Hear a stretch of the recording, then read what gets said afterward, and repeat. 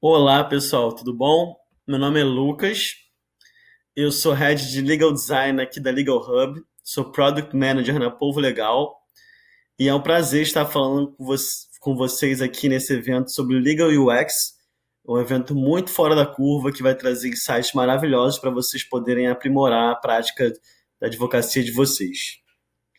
Nós teremos palestrantes muito bons que vão trazer um pouquinho mais da rotina do legal design, como é o legal design na prática e também o que é o legal design. Sobre esse ponto, antes de entrar aqui na minha palestra propriamente dita, eu quero falar para vocês sobre a importância do legal design e o que é o legal design. Legal design, basicamente, é a aplicação de metodologia de design para o mundo jurídico. Design é uma disciplina muito fluida, e através do tempo vão se formando novos híbridos. E o legal design é justamente um desses híbridos. O design, a partir da década de 70, ele passou por um movimento para se tornar um método científico, para trazer segurança à criatividade. Assim, nós conseguimos, através desses métodos, e eu vou trazer aqui para vocês um pouquinho mais, inovar com criatividade e segurança para poder medir o ROI dessas novas metodologias. E o que é ROI, Lucas? E você é um advogado falando de ROI. ROI é uma métrica que é muito utilizada por product managers, por investidores profissionais também, sobre retorno sobre investimento. Todo o tomador de decisão, o gestor de escritório, quando você apresentar um projeto para ele vai querer saber quanto que isso trará de retorno para o seu escritório, qual é o retorno dessa inovação, desse projeto para a prática deles. E só para exemplificar, quando você aplica metodologias de legal design, de ideação e prototipação, assunto que nós vamos entrar daqui a pouco, você consegue mostrar para o seu cliente que quando você aplica essas metodologias de design, como pesquisas, prototipação, dentre outros, você diminui e muito o preço da fase de desenvolvimento do seu aplicativo, do seu software, ou então realmente de colocar a sua solução em prática, seja ela qual for. Porque você sai de um cenário de extrema incerteza através de estudos para poder decidir com muito mais clareza por onde você vai começar. Então, vamos aqui à palestra de hoje. Eu vou falar um pouquinho para vocês sobre como estão os escritórios de hoje, qual que é a estrutura deles. Vocês conseguem ver aqui nesse infográfico que eu montei para Povo Legal que os escritórios de hoje eles têm uma estrutura piramidal. O que isso significa? Significa que a tomada de decisão ela ocorre de maneira hierárquica. No topo estão os sócios, depois os sêniores, os plenos e, por fim, os júniores, que são realmente a maioria das pessoas que trabalham no escritório e ficam muitas vezes com os trabalhos braçais. Alguns escritórios hoje eles usam terceirização, né, outsourcing e automação para que o trabalho dos júniores não seja necessário. Claro que aqui também pode entrar os estagiários. Esse estudo ele foi baseado num relatório da Bucerius Law School, que é a primeira faculdade privada de direito na Alemanha, que é extremamente focada em inovação no setor jurídico, e o Boston Consulting Group. E depois o pessoal do Legal Hub pode enviar para vocês esse relatório. Mas o mais importante aqui é justamente essa parte que eu trago, que são essas estruturas. A gente pode ver que hoje se divide em três partes e realmente as soluções, não existe ainda muita conversa com as soluções jurídicas tecnológicas fora do escritório. Esse relatório ele é de 2016 e fala que os escritórios até 2021, ou seja, ano que vem, eles já iriam abandonar esse formato. Eu pergunto para vocês, o seu escritório, ou o escritório que você trabalha, amanhã, ele terá esse formato? Ano que vem, ele terá esse formato? Porque olha como é que vai ficar daqui para frente. Os escritórios, eles saem dessa estrutura piramidal para uma estrutura de foguete. Aquela hierarquia, ela acaba. No cerne do escritório continuam advogados, mas novas figuras surgem. Essa nuvem aqui, que dá justamente a estrutura de foguete para esse infográfico, ela é uma nuvem de cooperação, de outsourcing e soluções tecnológicas. Ou seja, o trabalho jurídico ele não será mais apenas feito por internamente. Muita coisa será delegada, muita coisa será feita em parceria com empresas de compliance, por exemplo, e com legal techs. Para que isso seja possível, o escritório ele vai precisar do Product Manager e do Tech Manager. Claro que vai precisar dos advogados também. Esse papo que advogado vai acabar não existe. Apenas será a função do advogado vai ser deslocada para uma função mais criativa, uma função mais gerencial. E você que está aqui nos assistindo, eu quero dar essa dica para vocês, que Product Manager é justamente um articulador entre todas as áreas do escritório. Vamos pensar no escritório do futuro, ou escritório moderno atual, que tem um setor de marketing, tem o setor de design, tem o setor de finanças, tem o setor de operação, tem o setor jurídico. Todas as inovações, todos os projetos, todas as mudanças, o acompanhamento de tudo isso, ele é feito através do Product Manager. O Product Manager, ele define quais são as prioridades em conjunto com os advogados, os tomadores de decisão, quais são as métricas para utilizar se esse objetivo foi alcançado ou não. Então, ele vai definir métricas de marketing e não vamos cair aqui na falácia de que não é possível fazer marketing na advocacia, porque é sim possível fazer marketing com ética na advocacia. E ele também vai poder definir, vai ser responsável por definir quais são os entregáveis do time de tecnologia, como você vai medir se isso foi sucesso ou não. Esse profissional, ele precisa ser uma pessoa muito bem articulada, uma pessoa que, além de conhecimento jurídico, precisa ter conhecimentos razoáveis em design, marketing, finanças e muito, muito conhecimento em gerenciamento de produtos. Mas, Lucas, como que eu aprendo gerenciamento de produtos? Dizem por aí que a melhor maneira de você aprender, claro que tem cursos maravilhosos para fazer isso, e eu indico aqui o curso Bernard Luna, indico gratuitamente porque é muito bom e me ajudou muito. E você vai aprendendo, mas a melhor maneira é você começar um projeto paralelo. Se você já tem seu emprego, comece uma ideia de startup, tente fazer uma inovação no seu escritório, ou então no escritório onde você trabalha, e aplicar esses conceitos, definir prioridades, pensamento enxuto, utilizar métricas para saber se deu certo ou não. Fora isso, tem o Tech Manager, e isso pode ser traduzido como um gerente de TI. Muitos escritórios hoje já têm um gerente de TI, que vão ser realmente os líderes do time de tecnologia, e ele e o Product Manager, eles vão conversar e muito. Então essas duas figuras são figuras principais para coordenar essa cooperação, esse outsourcing, a terceirização, e a contratação de soluções tecnológicas externas. Fora isso, os escritórios terão paralegais, são pessoas que farão tarefas jurídicas, mas tarefas jurídicas que são menos complexas, e também legal techs. E aqui, olha que legal, essas legal techs são legal techs internas, que o escritório incuba, que o escritório cria. E aqui, mais uma vez, a figura do Product Manager é muito importante, porque uma startup sem um Product Manager, uma pessoa para definir as prioridades, por onde começar, saber o que vai entrar numa sprint, né? Sprint é um ciclo de trabalho da equipe que é definido, que os entregáveis são definidos. Geralmente ela dura uma semana, pode durar 2, como for melhor para o escritório. Então, esses profissionais, eles serão os profissionais responsáveis por levar esses escritórios a um novo patamar. Afinal, eu sempre falo na minha aula de Legal Design, e aqui fica um convite para vocês assistirem, porque a gente vai entrar profundamente nesses temas, a gente vai aprender também a mexer em ferramentas tecnológicas bem importantes para o advogado antenado, que a tecnologia ela segue uma curva exponencial. Existe a lei de Moore, que foi criada pelo fundador da Intel, que ela fala o seguinte: a cada 1 ano e meio, o número de transistores, que são as unidades que existem dentro de um chip, ela duplica, enquanto o valor dessa tecnologia se mantém. Ou seja, a tecnologia, a cada 1 ano e meio, ela é o dobro mais potente pelo mesmo valor. Ela é exponencial, ela segue uma curva exponencial. Isso acarreta diversas mudanças, uma realidade muito líquida que não para de mudar. Nós, quando nos formamos, já estamos com conhecimento velho.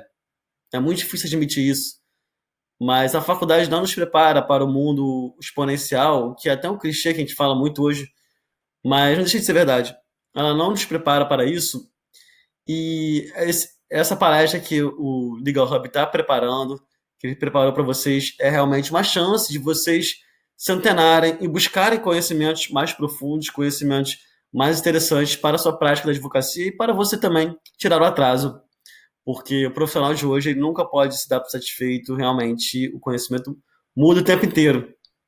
A lei já nasce velha, porque a lei ela serve para regir a realidade social.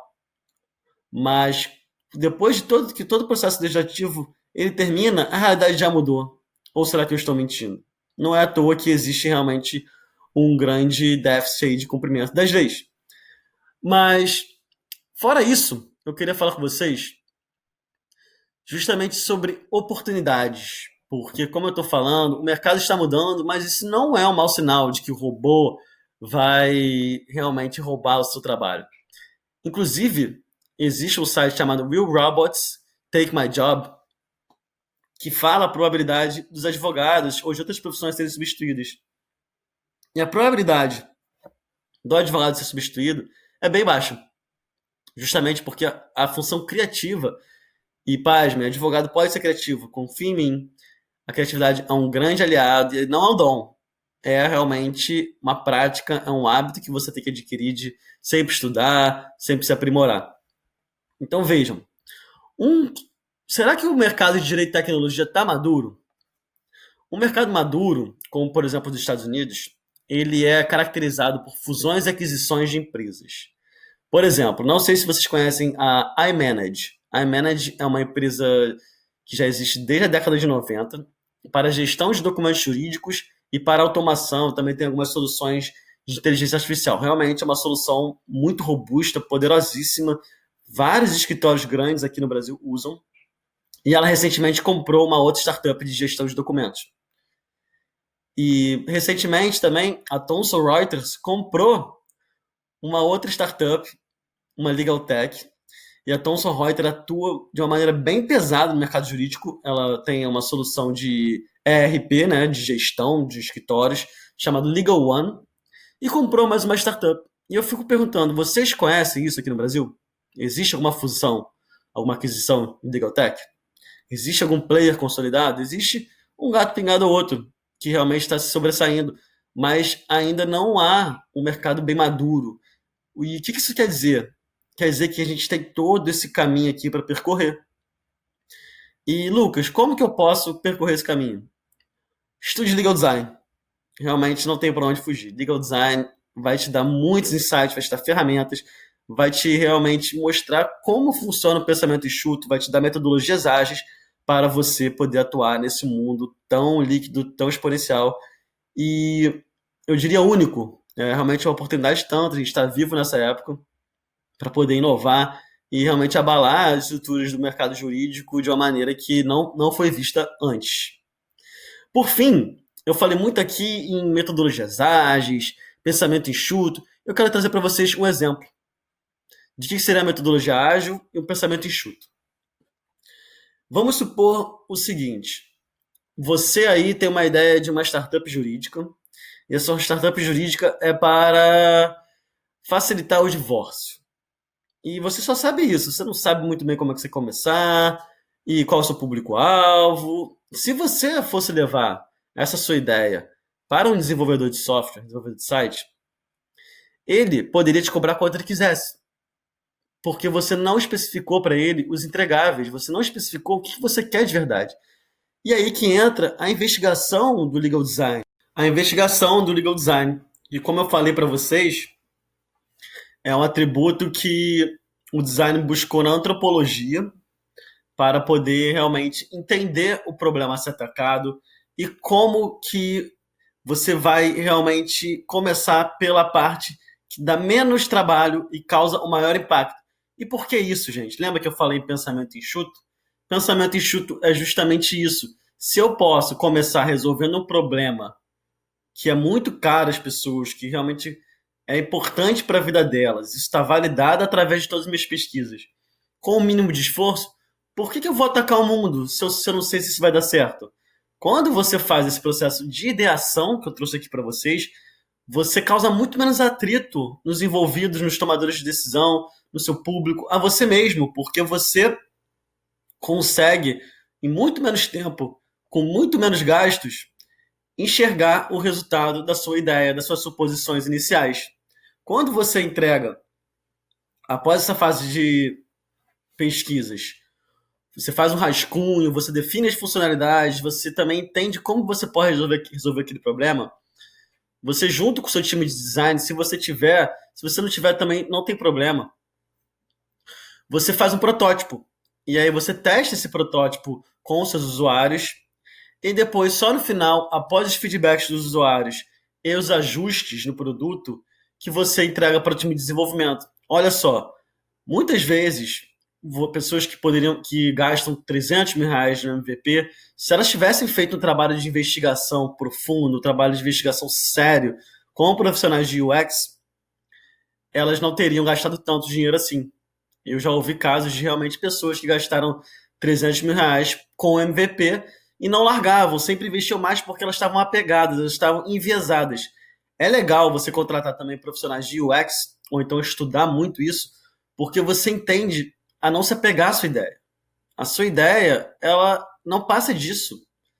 Se você acha que ela é boa, legal, mas às vezes o mercado não acha. E preste atenção, porque todo esse pensamento aqui, ele pode ser aplicado para a questão do visual law, que é a moda do momento.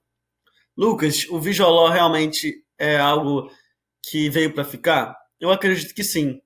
Com certeza, os usuários dos serviços jurídicos, e aí entenda-se por usuários tanto os clientes de um escritório de advocacia, de uma advocacia autônoma também, quanto os servidores públicos, juízes e demais servidores que lidam, que pegam nessas petições, que leem, ou então os contratos que têm uma vida útil muito longa, né? Tem contratos aí que duram 20, 30 anos, até mais. Se eles se depararem com um conteúdo que realmente está mais mastigado, que ele está mais palatável, fica mais fácil de entender. Mas não é qualquer infográfico e qualquer elemento visual que vai causar esse impacto. Esse estudo de quem é o seu usuário, como ele se comunica com você, quais são as características dele, é muito importante. Eu vou trazer aqui, então, um outro exemplo que eu trato no meu curso de Legal Design. Vamos supor que um escritório de advocacia que é especializado em direito consumerista no nicho de plano de saúde. Ele está querendo fazer a transição digital, transformação digital, por conta da pandemia e quer adaptar o seu contrato de honorários e procuração para o meio digital. Ele não sabe como fazer isso, ele sempre fez as coisas à mão, imprimia, demorava 20, 30 dias para que o contrato e a procuração fosse assinada. Vamos supor que ele te procurasse. Você vai prestar serviço de UX para eles, de User Experience. Por onde você começaria? Você vai começar a fazer uma plataforma online de contratação e vai botar elementos gráficos nesse contrato, nessa procuração, sem estudar o usuário, sem fazer pesquisas, sem validar ou invalidar suas hipóteses. Olha só o método científico que a gente precisou estudar na faculdade para poder, até na escola, né? Mas na faculdade a gente tinha metodologia jurídica também, metodologia para criar nosso TCC, a gente estudava muito método para poder realmente criar nosso TCC. Você tem que fazer esse estudo, você tem que saber qual é a classe dessas pessoas, qual é a afinidade tecnológica delas, o que eles acham de contratação digital. Eles estariam tranquilos? Eles estão acostumados a usar serviços digitais? Vocês têm que estudar a base de clientes desse escritório. Será que os clientes que costumam contratar e indicar novos clientes, eles usariam isso? Eles estão bem do jeito que está? Eles preferem contratos preto e branco mesmo, Times New Roman e vida que segue? A gente não sabe. Então, muitas coisas que a gente ouve por aí, dizendo o Visual Law está trazendo realmente uma mudança de paradigma. É verdade.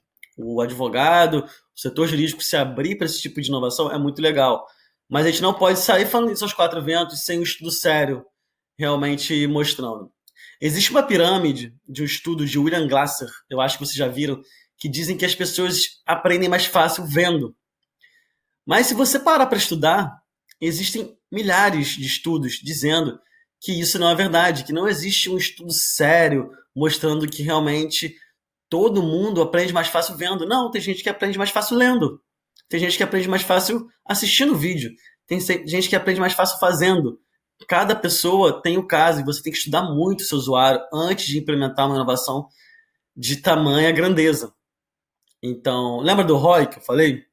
Você só vai garantir o retorno sobre o seu investimento em inovação se você fizer uma investigação séria com profissionais habilitados. Não é simplesmente começar a montar um contrato sem entender quem é o público-alvo, quem é o mercado, quais são as peculiaridades.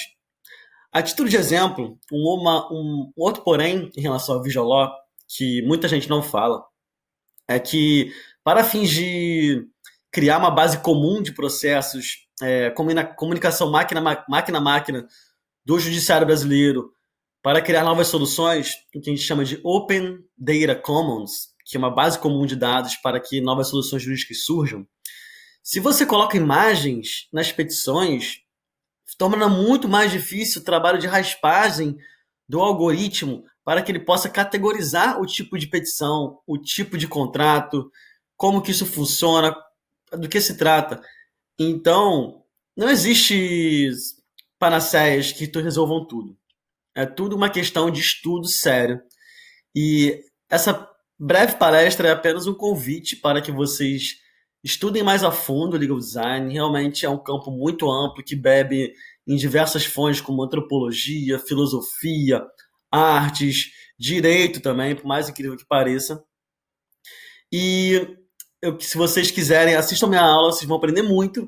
E foi um prazer falar um pouquinho para vocês. Espero que eu os inspire a estudar cada vez mais. Obrigado.